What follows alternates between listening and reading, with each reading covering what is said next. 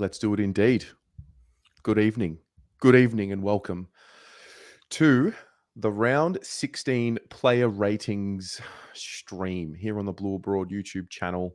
I'm Tez. This is Pom. Hey, mate. 2 in a row.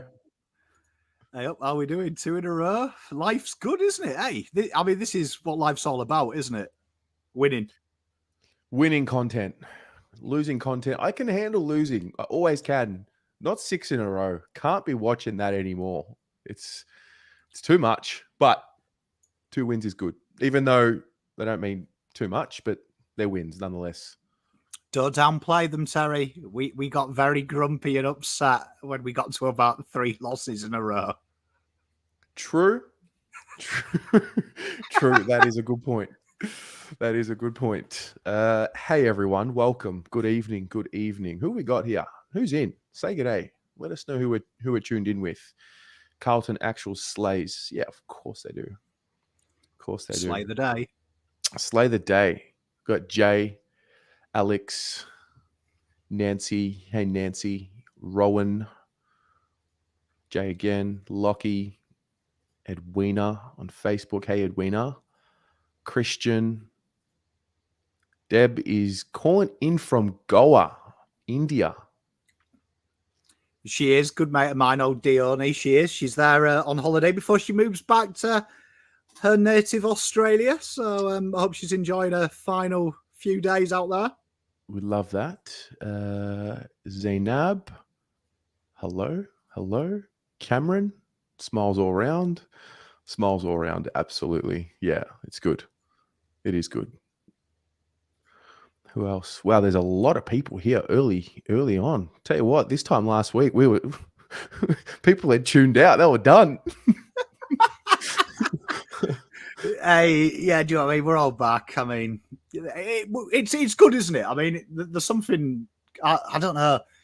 Maybe I'm getting old and cynical, but I kind of live for this, the highs and lows. Yes. Philosophically, you don't just want the good. You want to be in a situation where you can handle the good and the bad, because the reality is there is good and bad. Now, all things being equal, that means a 6-game winning streak should be on the horizon, because that would make up for what we had to sit through a few months ago. So as long as that happens, all good. He's doing the old Carlton logic. I like it. Terry. I prefer this, Terry. You know what? You guys might be like, there'll be a point in time if we win when we win next week against Freo, you'll tell Terry off because he's got too excited. But I am telling you, I work with Terry nearly every day, and happy Kool-Aid Terry is much better than Terry giving up Terry. So we need to keep this Terry. Yeah, I don't get negative. I get deep, dark, and meaningful. It goes to some fucking dark places, I can tell you. So this is the good Terry. This is the one that I need all the time. All right. Patrick is in Adelaide. Stephen's here. Lockie, we said hello. 12-game winning streak. Flag is 2023. Yes, indeed. Okay. We have a lot to get through. We're doing the play ratings. So for those of you who are new to the play ratings, welcome. They are sponsored by Doing a Bit. And what we do is this. We rank our players every single game that they play. We look at their statistics, we look at the way that they played, and we rank them not against the Carlton eye, because the Carlton eye would give 10s and 0s. We rank them against the players who are playing in the competition in their same position, and we do that using an algorithm. What's an algorithm? An algorithm is essentially, Pom, what's an algorithm? How I would say I was like, this is really good, this. Like, I'm enjoying this intro, and you brought me in. I would say, if I had to summarize what I think an algorithm is, it's a formula or an equation that you input information into, the information being a player's performance, and it'll spit out a rating, and then we use that rating to compare them to the best players in the comp. Effectively, yes. Do you know what I mean? It's a formula or a process to explain a set or predict a set function of results. Let's see what Google says. Here we are. A process of set rules to be followed in calculations or problem-solving operations. There you are. That's the Oxford Dictionary. So there you are. Between 3 of us. We've somewhere nailed in it. the middle, somewhere Hey, in we between nailed is it. the truth. Hey, I'd say that's a 9 out of 10 in English, to be honest. Okay, so this is how we'll do it. We're going to read out everyone's name that played as they were named, say a few words. We'll give you all about, say, 15 to 20, 30 seconds max to have a guess or have a punt at what you think the rating should be, and then we will reveal the rating, and then we'll go from there. So, Pom, let's just start with the big dog, Jacob Wiedering. He will be the first one. Thoughts on Wiedering's game? You know what? The last couple of weeks, we've really seen Wheaters really embrace the extra pressure taken off him by the midfield. And I think this is really important to remember. Wiedering scored pretty high in this system since we've changed it because he's doing his job and he's doing it effectively. And where the eye lies is people remember every bad mistake, but they don't remember all the good he does. So always remember Nick Larkey when he kicked them goals on him, speaking with Wiedering one-on-one. All the coaches praised him because he was targeted. I think only 10% of their entries weren't targeted. So if you actually break the numbers down, Wiedering won more than he lost. Problem is every time he lost, they went through. So it's always an important one that you've got to factor that in. But yeah, Wiedering was his ever best solidness. I did feel validated because he took his time once and fucked it up. Yes. And I think that's where Wiedering's his best. He's gone back to that instinct, and it's happening to a lot of the players. Do you know what I mean? It's happened to a lot of players. Once they've gone back to that instinct, it looks a lot better when they're not thinking. So, real solid, and that's why Wiedering is rated so highly, I think, by us. Fair. I remember Mitch Lewis kicking both of his goals. One was a handball over the top after that little Chad Wingard for Hawthorn's first, which was a clever play by Chad. And then the second one was off a mark, I think it might have been. But apart from that, Lewis, I didn't think had anywhere near the impact that he's been having consistently over the last few months. He's been kicking 3s and 4s and dominating. So, yeah, Wiedering was good. Lots of 7s, lots of 8s for Wieders in the chat. He ended up with an 8.5. That's massive. So this is top echelon defender in the competition, right? Yeah, ridiculous game from him. Do you know what I mean? Didn't lose one-on-one contest this week, which is huge when you're looking Did you say didn't lose one? No, didn't lose one at all. No. Do you know what I mean? Had 6, was 1 out 6 times, won every one. Yeah. So that's huge. And that's elite. So that's actually based on that as a defender, you would expect your side to lose if you have a 1-on-1 6 times. That would be an indicative of that you haven't done very well. He won every one. Do you know what I mean? Got some decent score launch numbers.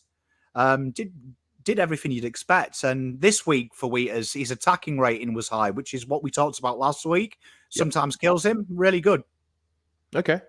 We will touch on the hit, the slap, the punch, whatever it is in the BA show at 7 p.m. We'll touch on that a little bit, so don't worry about that. Next up was Brody Kemp.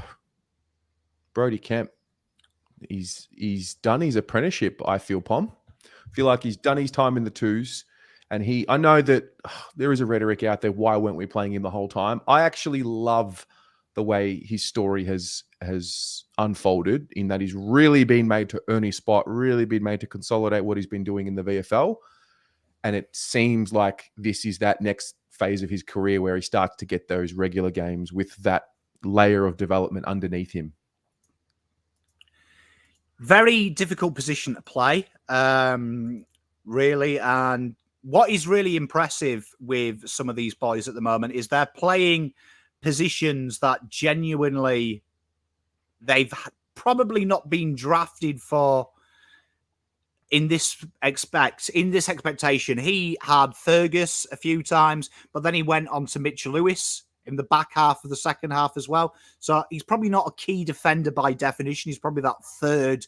That's probably his preference, but kind of necessity now, playing as an undersized tall, which he did incredibly well. And you can see he's adding strings this week, probably not as dynamic as we've seen the last couple of weeks, but from a defensive point of view, had some difficult matchups and did ultimately well. It's the first time he's been shifted around down back and changed his matchup mid-game, which genuinely we see is a massive issue for players. So it shows maturity, and he's starting to look the leader. A few times he's called players out last week, especially in the third quarter.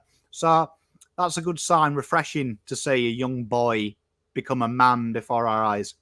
Love it. Well, he was on a 6. So this is just a stock standard game. This is just did his job. Yeah, Fergus Green had a lot of shots on him, which stats obviously don't count if you score them. They count the fact that they were there, and there was a couple of loose positional areas from him. But aside from that, this is what we're talking about. I want you to get into your head 6, 22 times is good. Is good when you've got guys in 7s and 8s. So, Ken, if this is our lowest in the back line, you're kicking ass. Fair. Nick Newman next up. Nick Newman. I thought his job. I haven't seen his score. I thought his job on Luke Breust was really solid.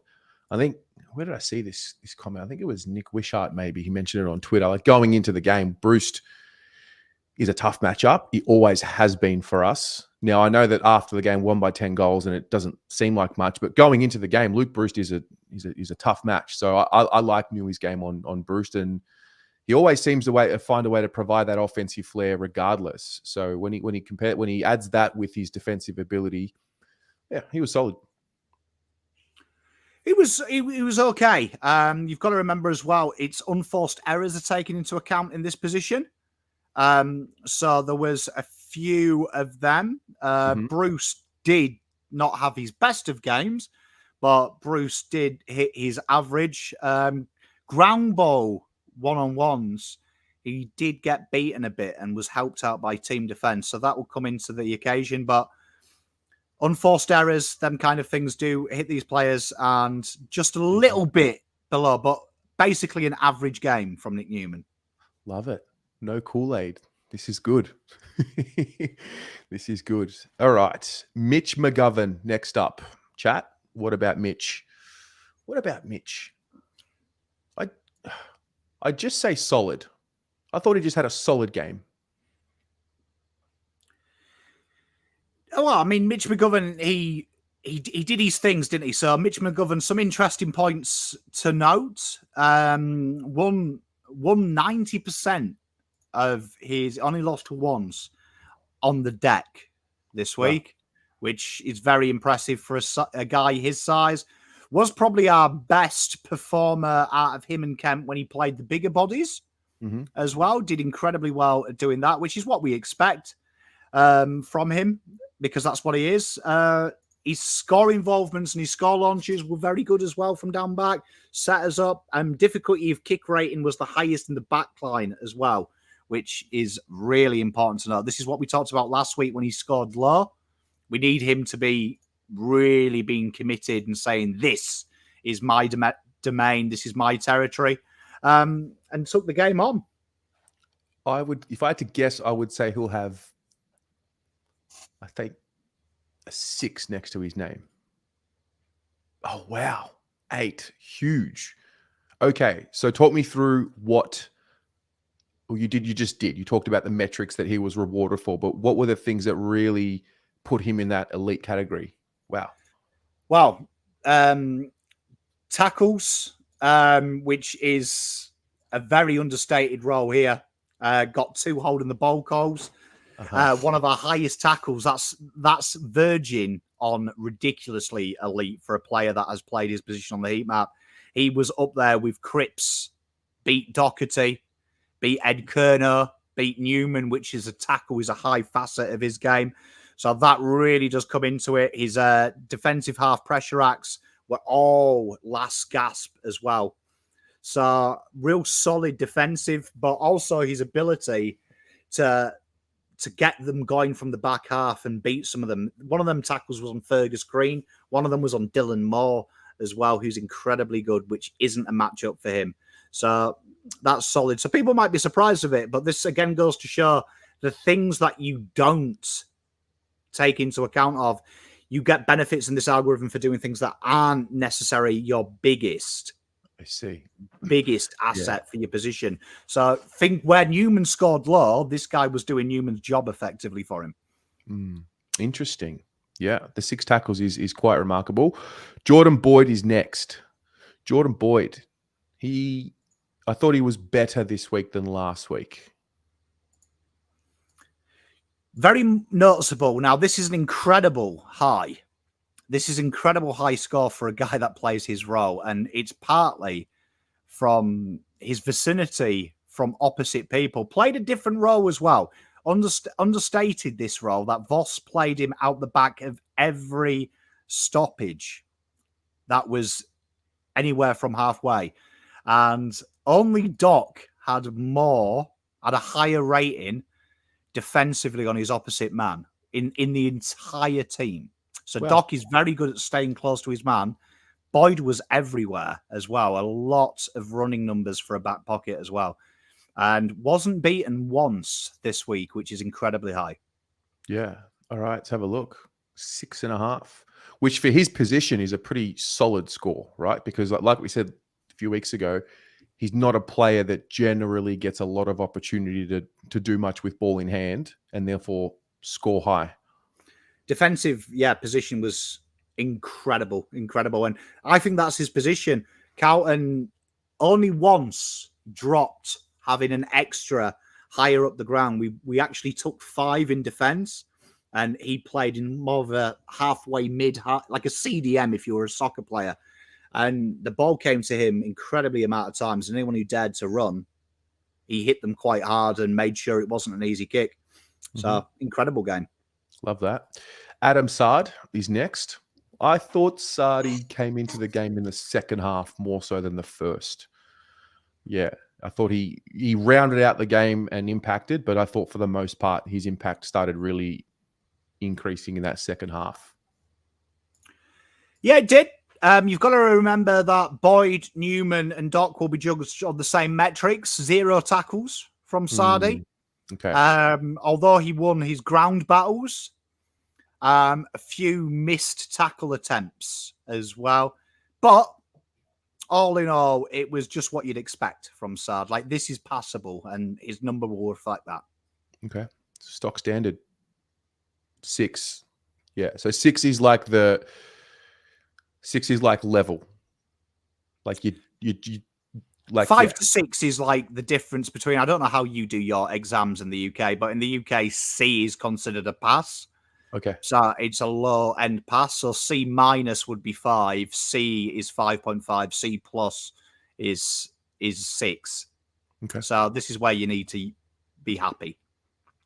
All right. I'm interested in this one. Blake Acres is next. Blake Acres, mate, I think he might have had like 12 touches in the first quarter. He was everywhere early, and I think overall he was just solid. What you want to see here is you've got to look at his role. So playing that defensive wing role, we're looking for him winning his one-on-one battles. Did a great job on Amon for a lot of the time. Very heavily rotated, that was. But when Amon did go there, which they tried to take advantage of, he battered him there. Distribution was good. Getting the ball forward, good. This will be... I want you to think we said your wingers have to be a minimum of 7. So think about it. If they have to be a minimum 7, I feel like he would have got there and then some this week. So I would guess I'll have him at a 7.5 or an 8. Let's have a look. Yeah. No, he did well. Yeah, I liked his game. Not to get too carried away with him, but I liked his game. It was solid. Tim has the best comment ever, and a shout out to Zainab, who I think's got the last 3 in a row. Tell you what, she's in the zone. But Tim, this is spot on. This is why this is a good system, because you do have biases. I'll admit I have biases against players. So Charlie kicks a goal, that's extra +2 in my rating. But if someone I don't really care for, but I like him, but I don't care, it's probably not going to register. So spot on. And that's a proper winger's job, what he did. Proper wing. Does that 23 games? Laughing.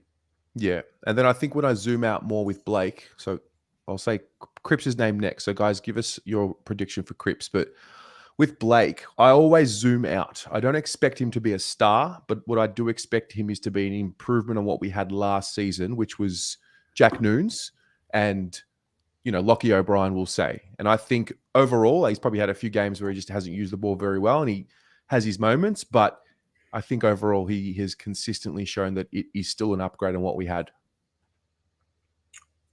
Mate, Akers can't do what Akers can do all day what O'Brien does. If you put O'Brien in that role, Eamon would have done what he wanted. Right. All right. Cripper. Mr. Cripps. Doesn't feature in the back wall at Pommy in Oz HQ, but he's still one of our favourites. I suppose I could maybe put Cripps next to Cunners, I suppose, if I wanted to. But Cripps, this is an interesting one because a few people contacted me here and said, Cripps was shit. And live chat really had a dislike into Cripps. Really? And I didn't see it. As I was watching the game live, I was like, this is the Cripps I get excited about. Cripps doing leadership shit. Do you know what I mean? Leadership shit. And what was a real refreshing thing to Cripps was he did his job very well. So let that think in. What is an inside midfielder? Take out his reputation. The algorithm doesn't care if you're Dave from the Dog and Duck, Nat Fife, or Cripps. It judges you as everyone else. Think about that. So he nailed his role. Inside ball, pressure, feeding, all them incidentals. That is his job. Very good. This, I would say, in my humble opinion, Cripps' best game by Flemington Strait for this football club this year. Because if he does that, it allows everyone else to do whatever they was done. And Cripps stayed out of people's way. Yeah. Because he trusted his team. I'm going to say he has an 8 next to his name. Yeah. Solid, mate. 8's all day from Cripps. Yeah. The contested possessions have always been a part of his game this year, even when he's been a little flat. But yeah, I mean, he was just one of many of them, wasn't he? There was a pretty even contribution, but he was very 29 pressure acts, and I'd 29? say, yeah, only Walshy had more. Yeah. All right. Next is Sam Doherty. Mr. Doherty. I think he's the 2-time David Parkin medalist from memory. I don't know who won the David Parkin medal for this game, but Doc, industrious self, kicked a goal, which I think is going to help him as well. I feel like that's going to really boost his rating because it's something he's not expected to do, but did. Used the ball relatively well, I thought. And I think I'd put him at like a 7.5 or an 8. Yeah, you wouldn't be far wrong. Played 2 roles this week. Went up on the wing. He also did a little bit of a job on Carl Eamon. Incidentally, in the third quarter, which I think understated that first 10 minutes, Doc probably won the medal for that because it was all gone through Eamon, and Doc is smarter than most, right? You watch his pressure acts. He was the second most defensive pressure acts on the ground behind Walsh, incidentally, who played on the other wing, which was very impressive from Walshy. But he closes down. Something Docs does that not many players at Carlton Football Club do is he knows what foot a player kicks with. And watch him as he puts the pressure act on. He always closes down from that side, opens up the opposite side. And there was 4 times that Eamon in that quarter kicked with his wrong foot, and it went fucking everywhere. And that's because Doc's smart. Yep. Doc, I'm going to say... Yes, 7.5. Nah, 8. He kicked a goal. Okay, 7.5. Should back yourself, Terry. I know, I should have. I was there. Yeah, very solid score. I think most people are with us here. Dave Cunningham's next. I did the fan cam compilation earlier, and I've got your little bit where you're like, "Oh, Connors," and you're like, "Oh, yeah." Cunners. It's crazy because he was in Charlie territory a few years ago where it was like, don't say his name. Nah, he's not a factor. Nah, get rid of him. Got to go. Can't get on the park. And he just gets on the park eventually. And then he just has, moments and you're just like, we need this. Like, I don't know if there's a God out there, but like, can we please have like 15 straight games with Dave Cunningham in the side? It's a big difference to that half forward area for us, isn't it? Playing the identical role to Zach Fisher. Right? Yep. So let that sink in. I'm not taking the piss out of Terry here, but I'm just using it as an example to think, right, this guy does what Zach Fisher did last year. That's his role. Playing about 75 high half forward, pinch hitting through the middle, working around stoppages. This guy here went at 100% kicking efficiency. Now, I'll say never look at kicking efficiency, but caveat, none of them were kicks 40 meters to a contest so he can cheat. They were actually targets hit. A danger rating out of 10 of 7 with his kicks as well. So he's taken dangerous kicks on. Different class we're talking here. I liked these comments. They resonate with me. So Debbie was saying a 6, but worth a 10 for being out there, which I get. And then Ben, the eye test looks better than the output, 5.5. I think I would have him at a 6.5. That's where I would guess him. So this role, what we're looking for is we're looking for just bits and pieces. We're looking for bits and pieces for him. 4 tackles, 2 of them chase down tackles. Decent pressure numbers, massive in the offensive rating as well, which is something that I always complain about with our high half forwards. He needs to be at that 6 minimum for 6 score involvements a game. He was in just about everything. Incredibly hardworking, and that's what we need. 7s minimum from your high half forwards. It's the easiest position on the AFL field to stat pad. I see. Apart from we'd midfield. love to see that from Cunners. Lockie Fogarty. I have loved seeing, reading, and watching his name this week. And I did last week as well after the Gold Coast game, but I just didn't want to get too excited. I didn't have him as a role player this week. I thought he played like one of the best 8 players on the field. I was very impressed with him. I think the tackling's obviously a big feature of his game. Hit the scoreboard.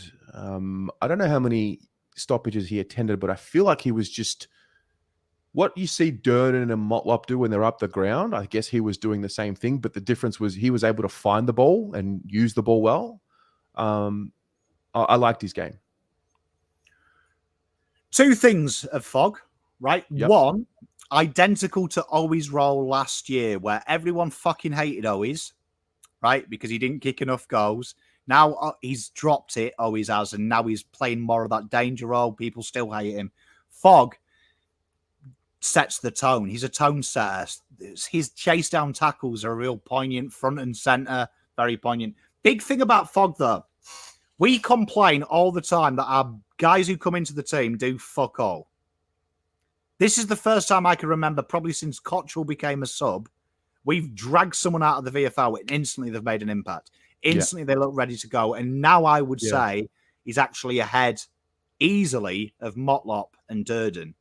If you were picking a team, they were both fully fit. You definitely have this guy ahead of them in the queue, I would think.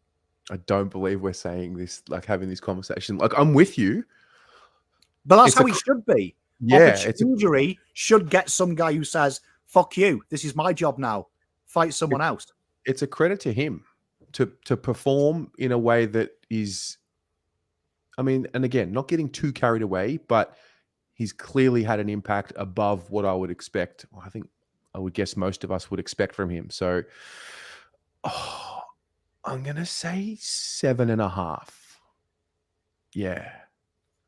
Interesting as well. Your forward line worked better. And I said to you that the lowest rating of Geelong last week for a small forward this year on average is 7.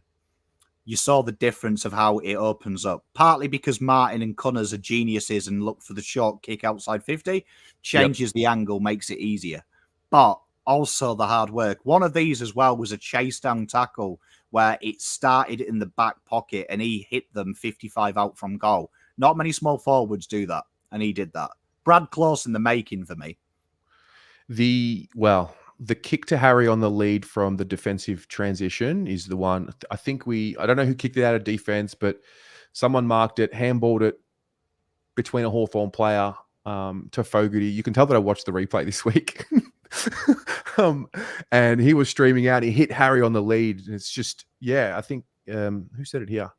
Comes from a good system. Someone said it here. It reminded me of Geelong, even though he hasn't been at Geelong for a while. So you Geelong in disguise. You Geelong in disguise. All right. Matt Owies is next, guys. Matt Owies. What'd you think?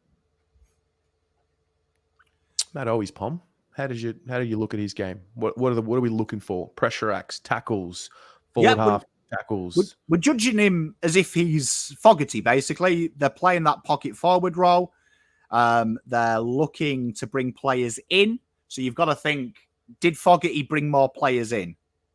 Similar tackles, similar defensive numbers, same goal. We're looking for that one change. So small forwards, genuinely. Look at Mears, who's probably probably will be all Australian and no one's talked about him.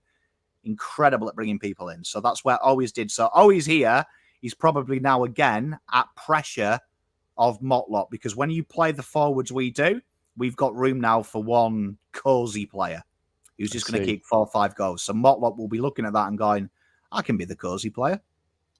I'm going to say Owies has a 5 next to his name.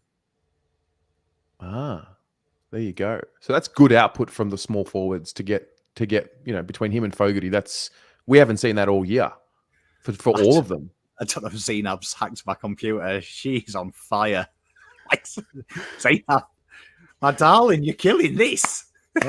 Hey, she knows. Zainab knows. Need a Pom and Zainab show where we do stats, and I'll just fuck off the stats and just ask you. Okay. I'm no longer needed. This is awesome. I can watch the show now. Ed Curnow is next. Ed Curnow, goodness me, on selection night, he cops a pasting, doesn't he? He cops a pasting. I don't know if it's Ed. No, it's not. It's not at Ed. I think the criticism goes to team selection and, why aren't we playing Dow instead of Ed, or why aren't we starting Hewitt instead of Ed? And it almost got to a point on Friday. No, it did get to a point. Like, teams came out and I just swiped out because it's just too much. I thought he just did his job. Maybe a little less, but interesting one. Similar in role, believe it or not, to where Cunners played. So he did a lot of time in the forward half, did a lot of time playing in the mid. So you've got to think, when you do this, that what's really important is effort shouldn't be in your mindset. You shouldn't be thinking effort, because algorithms give them 5.5 to start with and then raise them up or down. So there's their effort. It's expected. That's what you've got to think. Difference between Ed and Cunners, just think about it. And the score should be obvious. Yeah. Well, in that case, I will give him a 4.5. There you go.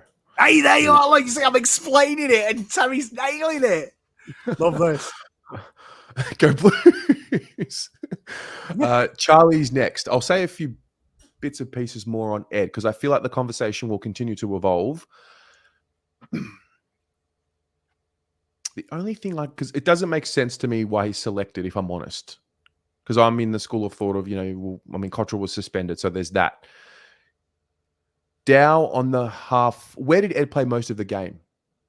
Was he half forward? So I played more time forward of in the forward half, but you've got to look at it this way.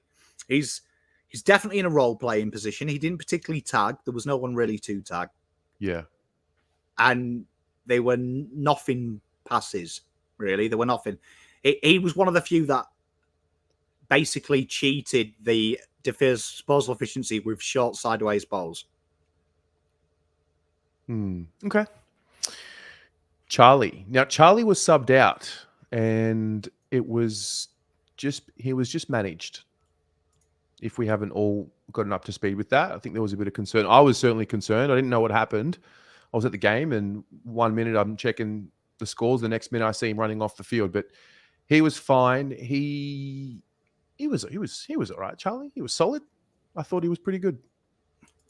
Well, you've got to compare him to others. So 3 goals, 2 behinds, 2 goal assists, 11 score involvements. Okay. You've got to think, right, what's his job? 2 marks on the lead, 75% win ratio, 1-on-1, 6 marks inside 50. He was dishing it out as well. That's huge. They're huge. You've got to judge him as a forward. That's ridiculous. Didn't realize that's he had ridiculous. 11. Like, even missing 2, that's still ridiculous. I didn't realize he had 11 score involvements. That is quite large. Well, let's say 7.5. 8. Love it. Love it. And he lines up for game number 100 this week against the Dockers at the ground where he hurt his knee initially from memory. We were wearing the white. I think that was the night Mark Murphy kicked the game winner. Jack Silvani tagged Nat Fyfe, and we still talk about it 4 years later. So poetic for Charlie. 8. All right. Harry's next. Big talking point, Harry. Big talking point. Who was it? Was it Andy from the Monday Blues who came on the fan cams and said Harry's had a great year, but for the goal kicking and his work around the ground has been exceptional. And I agree for Harry. I thought his total game was there. Now, you get to the 4th and he snaps that ball directly in front, doesn't make the distance, and you're like, Harry, come on. But I don't know. I don't want it. I don't want it to hurt us in the long run. And like, I don't know. I feel like if he's going to go the snap, it's not a problem to me, but then you're going to be judged accordingly on it. So he's not made the distance. He's had a terrific game. It's only one little blip on the rest of his game, but I thought he was pretty good. It was excellent, I thought, actually. Same as Charlie, right? So think of his game. 11 score involvements. So that's huge. Marks up the ground, beat his man all the time, wasn't targeted as much. His ability to bring other players in, 4 goal assists. That's rare for a key forward. Also, you've got to think about his tackle pressure, right? So not many key forwards in the league, right, will lay 5 tackles. Not many, if any at all. That's a huge thing. Won a lot of ground ball as well. A lot of 1%ers.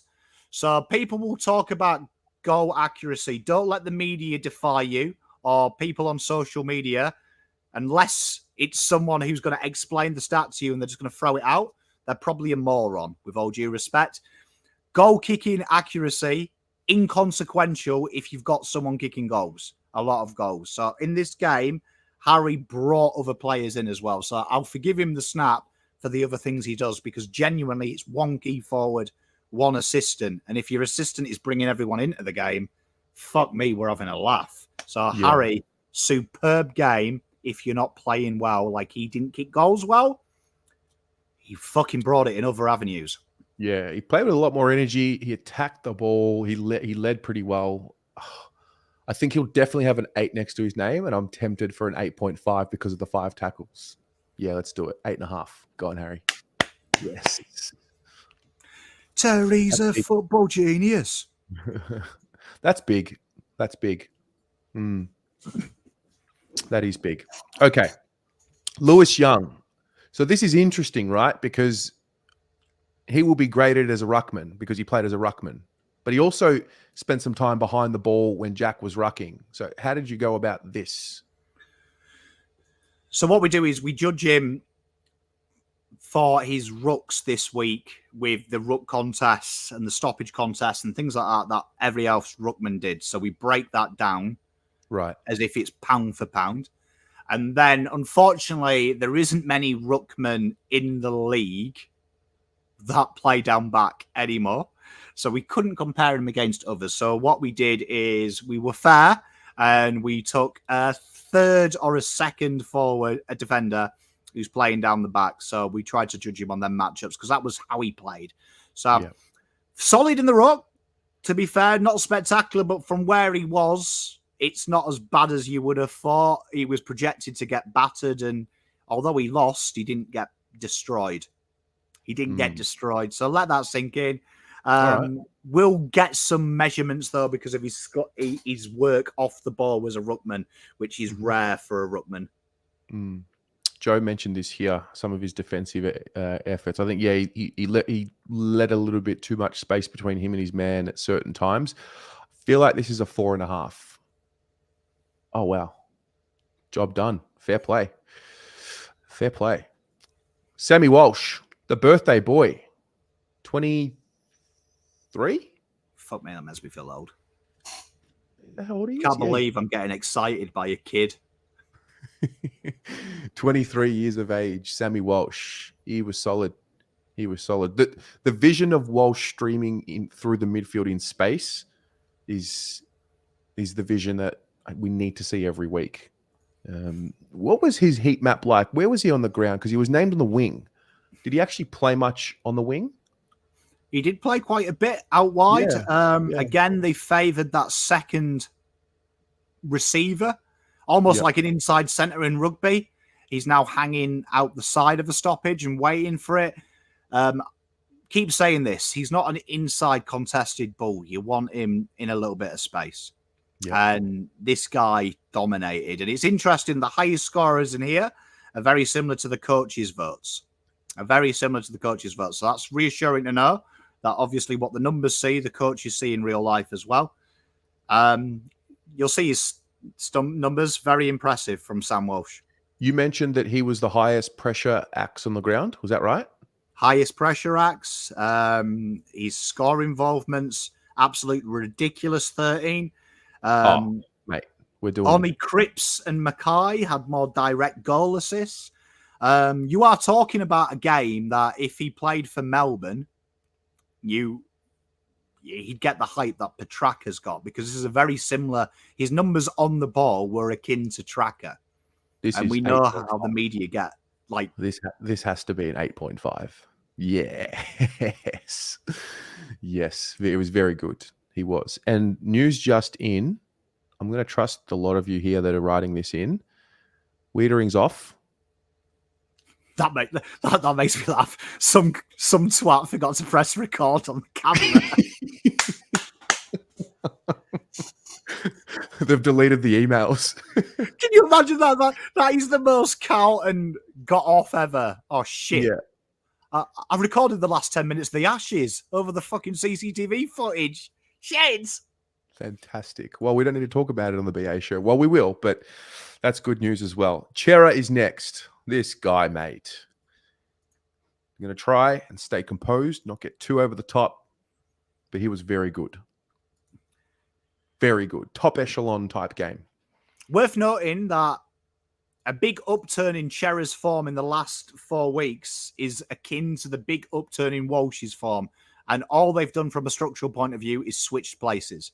So now Chera is more at the furnace, Walsh is more outside. So very easy for Walsh to garner numbers a little bit, but Chera's doing the tough stuff. And again, Chera was doing Chera things, 7 tackles. Also, interesting enough, the switch around with Walsh and Chera means Chera now plays high half forward in his little stints off the ball. 2 tackles inside 50.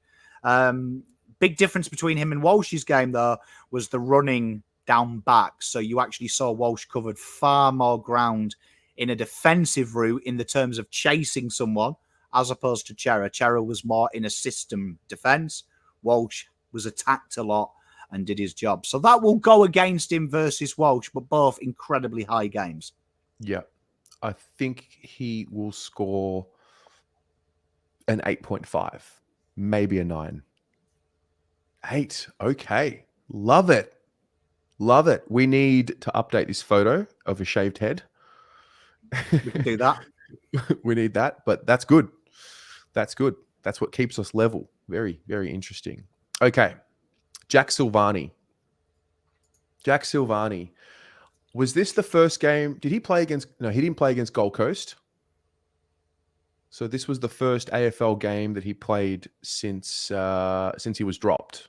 And I thought it was his best game of the year, like by far. And it was purely based on his I don't want to use the word effort, but his intensity at each contest was different. If you're going to play second ruck, I keep saying this, you've got to have a defined role, right? And this is my issue with the TDK, Mr. Pitternet combination. Pitternet does fuck all around the ground. So it really exposes TDK's work. JSOS had a secondary job, did very well, but also in the ruck, you'll be surprised, went against the better of the two ruckmen and genuinely did okay. And especially Carlton played him in a Max Gawn role in the second half, where a lot of people were doing the thing that annoys me, is playing down the back. He wasn't, if you actually watch the footage. He was doing what Max Gawn does and slots in front of the defence and then picking up the extra as the overlap happened. So there was a lot of transition attacks. This guy directly saved the game.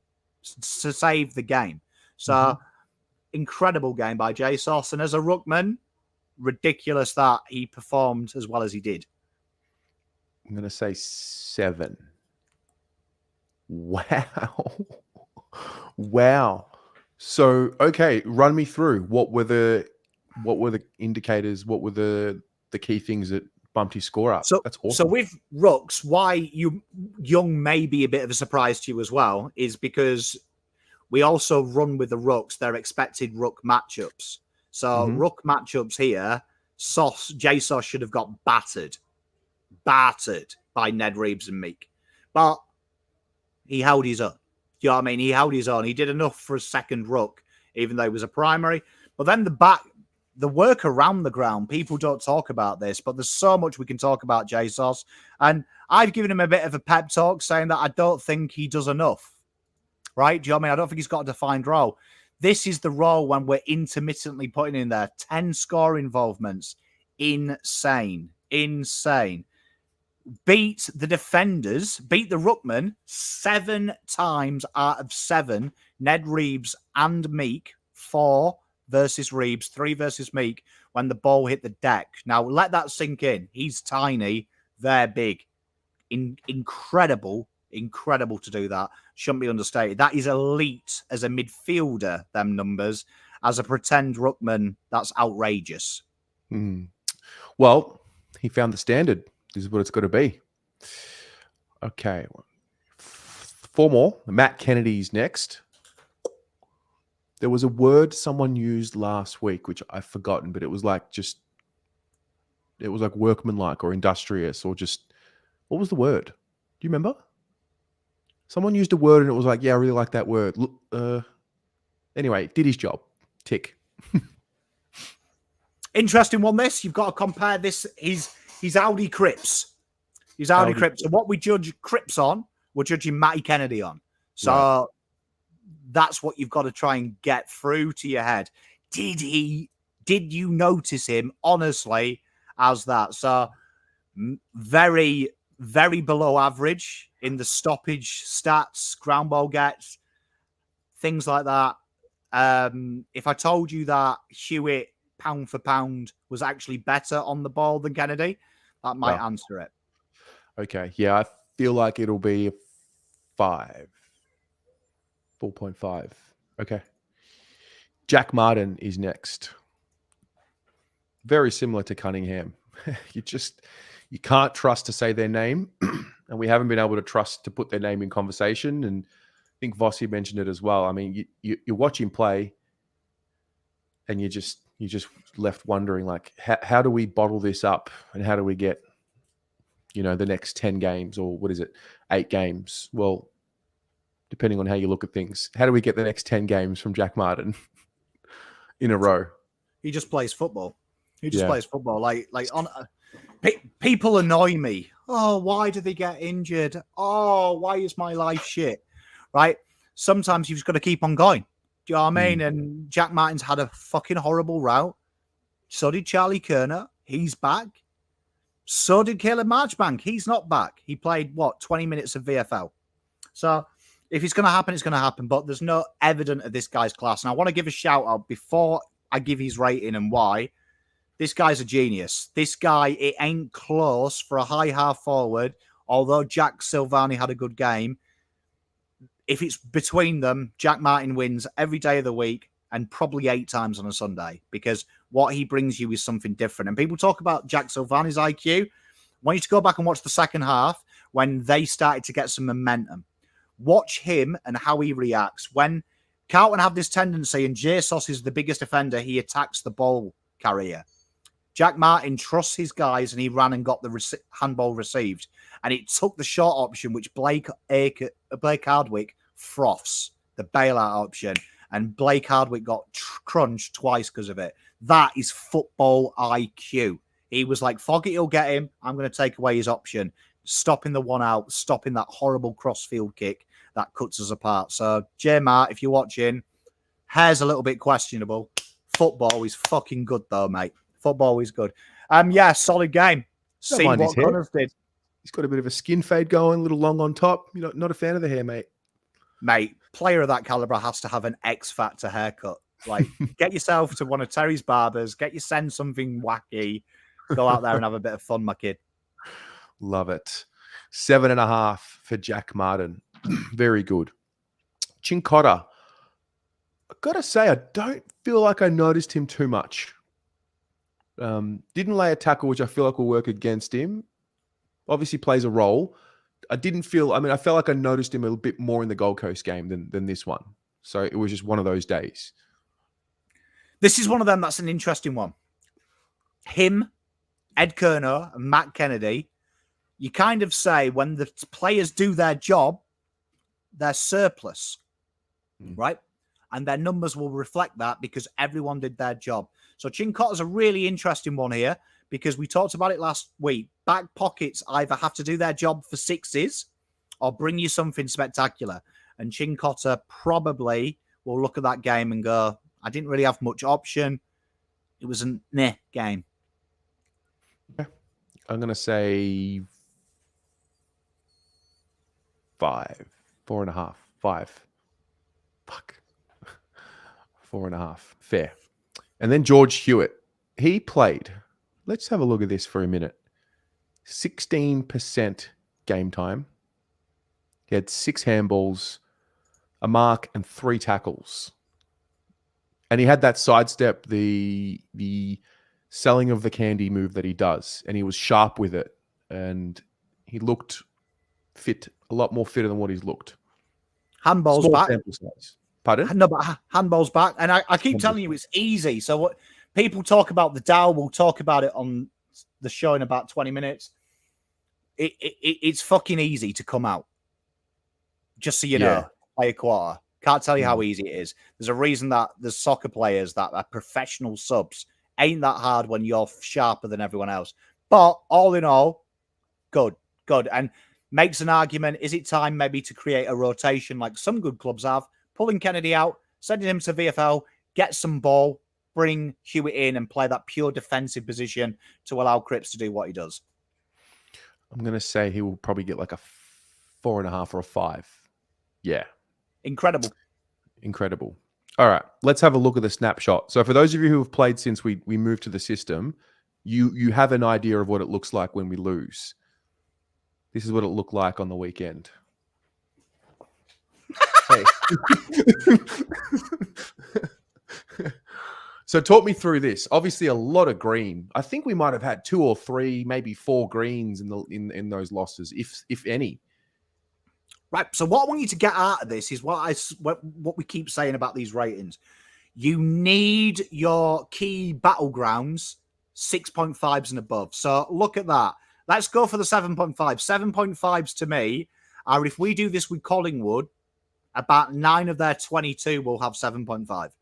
And it's spread around the ground. So Akers, Doc, Connors, right? So Akers wing. When we're getting it out, he's the bastard trying to make something happen.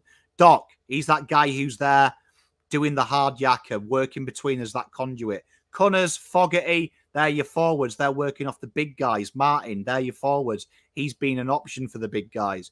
And then you've got your greens. Look where the greens are, where when we did this 3 weeks ago when we were getting battered, these were all orange, reds. Look at your greens, your midfielders, your guys who are winning the ball to make everyone else do their job.